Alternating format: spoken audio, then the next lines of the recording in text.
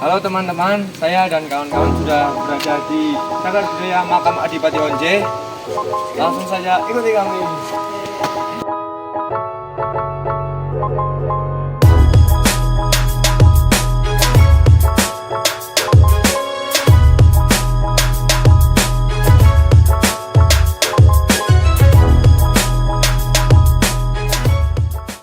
Halo teman-teman, sekarang kita sudah sampai di area makam Adipati Onje.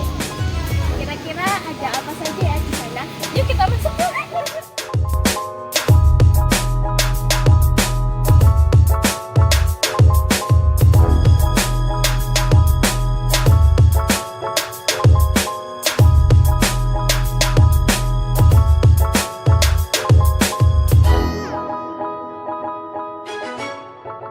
Assalamualaikum warahmatullahi wabarakatuh. Waalaikumsalam warahmatullahi wabarakatuh. Teman-teman semua, perkenalkan nama saya Raihana Naya Aisyah dan saya Rahayu Nurama. Nama saya Muhammad Khiyarudin. Oke Pak, saya mau izin bertanya. Sebelum menceritakan makam Adipati Onje, boleh diceritakan dulu sejarah Onje, Pak. Kenapa dinamakan Onje? Sebelum saya menceritakan dulu, berarti karena kita sudah ada di tempat makam, terlebih dahulu kita hadiah Fatihah wabil khusus pada Mbah Adipati Onje. Bismillahirrahmanirrahim. Sekilas tentang Kadipaten Onje. Sebelum menjadi kadipaten, dulu di sini kan berarti masih hutan belantara, dan ada seorang pengembara atau pengelana yang dari Bangkulon, dinamakan beliau Ki Tepus Rumput. Kenapa beliau dinamakan Tepus Rumput? Karena wilayah sekitar sebelum Onje memang banyak rumput, akhirnya orang sini menamakan beliau Ki Tepus Rumput, yang sekarang diabadikan menjadi Jalan Ki Tepus Rumput dari depan Balai Desa Onje. Beliau bernama Syekh Maulana Maghribi. Beliau datang ke sini terus beristirahat di sebuah pohon jati dan bersandar. Di situ pohon itu baunya harum. Maka pohon itu dinamakan Jatiwangi, dan sekarang tempat itu menjadi pemakaman umum. Berarti ketika tadi panjenengan lewat SD, yaitu di selatan SD, di situ ada pemakaman umum namanya Jatiwangi. Di situ tilas ketika kita Tepus Rumput bersandar di pohon jati, dan pohon jati itu berbau harum, makanya dinamakan Jatiwangi. Setelah beliau bersandar, terus beliau mendengar kokok ayam dari arah selatan lagi, dan beliau menghampiri ke situ, dan di situ ada seorang petapa yang namanya Ki Bukut.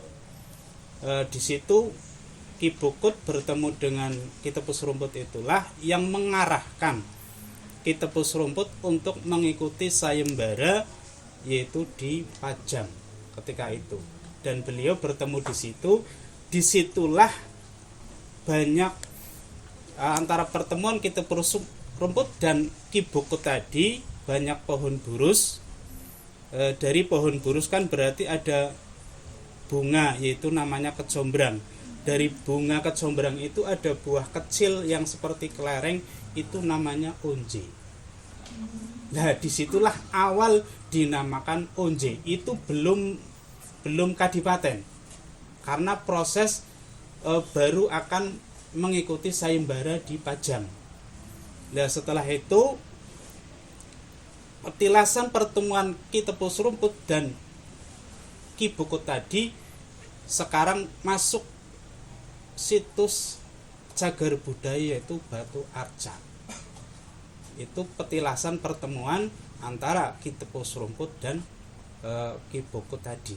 yang tadi dikelilingi dengan pohon burus itu. Nah, setelah itu beliau mengikuti sayembara dan mendapatkan cincin yang hilang itu, dan beliau akhirnya mendapatkan hadiah karena Sultan Pajang, berarti Sultan Hadiwijaya atau yang lebih dikenal dengan Jaka Tingkir atau Mas Karebet. Nah, beliau karena sudah sabdo Pandito Ratu, barang siapa yang menemukan cincin Sucoludiro tadi, ketika perempuan dijadikan istri, ketika laki-laki diberikan istri, yaitu selir, yaitu Kencana Wungu putri Adipati Menoreh. Nah, dalam kondisi sudah hamil 4 bulan, akhirnya Ki Tepus Rumput diberi wilayah oleh Sultan Pajang, yaitu di sini di Onje diberi sekitar 200 grumbul atau sekitar 200 wilayah, dan diberi gelar, diangkat adipati, yaitu Ki Ageng Ore-Ore. Itu adalah gelar Adipati Onje yang pertama. Makanya sepak bola Onje dengan gelar yaitu Putra Ore-Ore. Nah, ore-ore dalam bahasa Jawa adalah uri-uri, berarti untuk selalu nguri-uri atau menghidupkan budaya. Itu sekilas Kadipaten Onje. Dan setelah itu Ki Ageng Ore-Ore kan diberi amanat oleh Sultan Pajang, ketika anak ini lahir kalau laki-laki suruh dibawa lagi ke Pajang untuk dinobatkan sebagai adipati. Dari pohon burus kan berarti ada bunga, yaitu namanya kecombrang. Dari bunga kecombrang itu ada buah kecil yang seperti kelereng, itu namanya onje. Nah, disitulah awal dinamakan onje. Itu belum kadipaten, karena proses baru akan mengikuti sayembara di Pajang.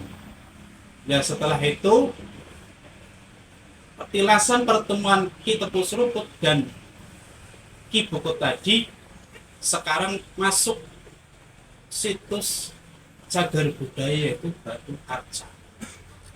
Itu petilasan pertemuan antara Ki Tepus Rumput dan Ki Bokut tadi.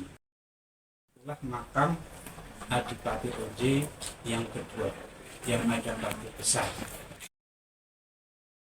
Dari Adipati Anyaporpati inilah yang pertama beliau mempunyai istri, yaitu satu Kelingwati dari Pasir Luhur, yang dua Pakuwati dari Cipaku, dan yang ketiga itu dari Adipati Arenan.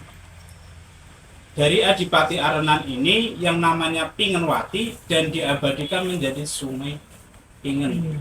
Dari Pingenwati inilah nanti menurunkan satu Wangsantaka, yang kedua Arsantaka.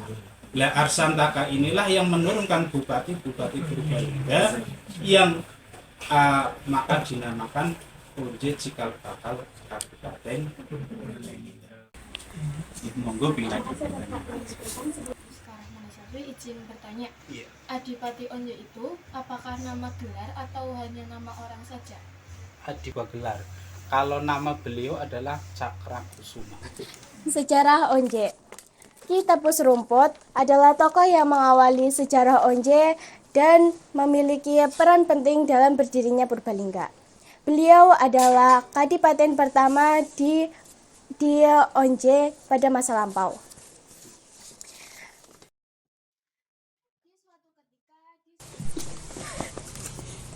Diceritakan ketika itu di suatu tempat yang masih dalam keadaan alas kuliwang-liwung, tempat tersebut berada di sebelah timur Gunung Slamet. Dalam perjalanannya, Ki Tepus Rumput singgah di sebuah tempat. Beliau duduk di atas batu dan bersandar pada pohon jati sembari beristirahat. Ternyata pohon jati tersebut berbau wangi. Tempat tersebut sekarang dikenal dengan nama Jatiwangi.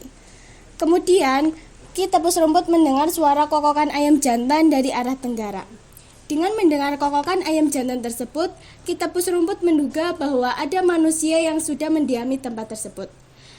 Ki Tepus Rumput mencari asal suara ayam berkokok tersebut.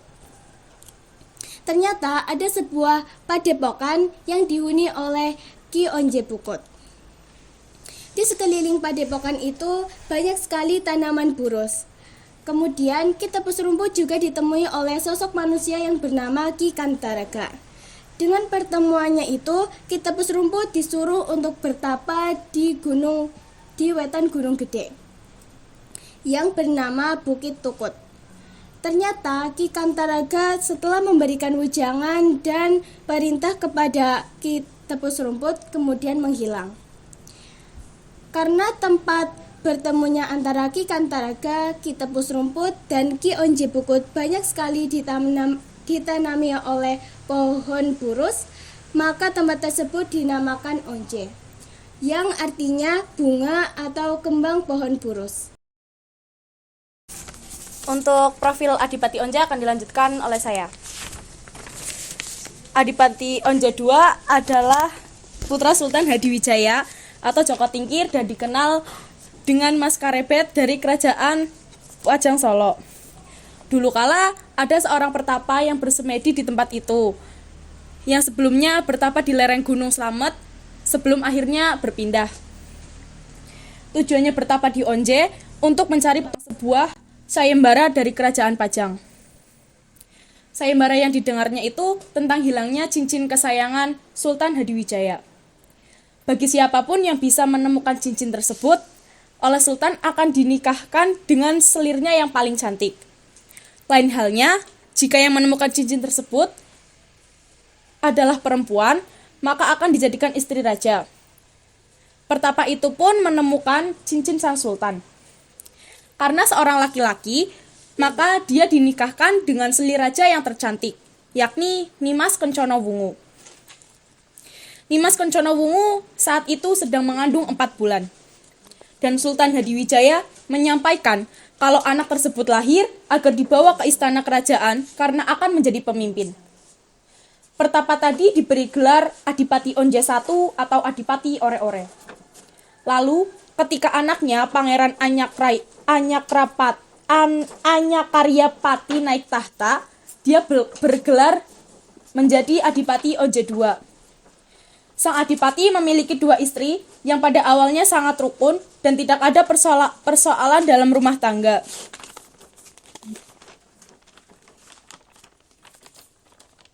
Menurut Om Hao, sebenarnya ada polemik atau permasalahan ketika Adipati Onje II menjabat. Dan permasalahan tersebut pada akhirnya berbuntut panjang yang menewaskan kedua istrinya dan berakhir penyesalan dari Adipati Onje. Oke, saya akan melanjutkan tentang silsilah Adipati Onje. Berawal dari Adipati Onje atau Anyangkrapati. Adipati Anyangkrapati adalah penguasa di Kadipaten Onje.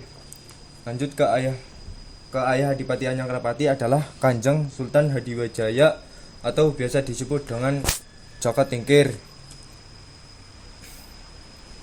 Beliau adalah penguasa di Kerajaan Pajang. Sultan Hadiwijaya nama kecilnya adalah Mas Karebet. Beliau lahir saat Ki Ageng Tingkir sedang mendalang karena diundang oleh ayahnya. Lanjut ke Adipati Anyangkrapati yang memiliki anak bernama Ki Arsantaka. Ki Arsantaka adalah seorang Demang yang di Pagendolang, sekarang masuk Desa Masaran, Bawang, Banjarnegara. Ketika terjadi perang Mangkubumen atau perang Jenar, Ki Arsantaka adalah salah satu prajurit di dalam pasukan Kadipaten Banyumas dan sangat berjasa dalam membela Pakubumi II dan Pakubumi III, sang penguasa di Keraton Surakarta. Lanjut ke Ki Arsayuda. Ki Arsayuda adalah cucu Adipati Anyangkrapati. Kini Ki Arsayuda adalah bupati pertama di Kabupaten Purbalingga. Sekian penjelasan dari kami. Mohon maaf bila ada tutur kata yang salah. Terima kasih. Wassalamualaikum warahmatullahi wabarakatuh. Halo teman-teman, saya akan buang air dulu di sini ya. Dadah.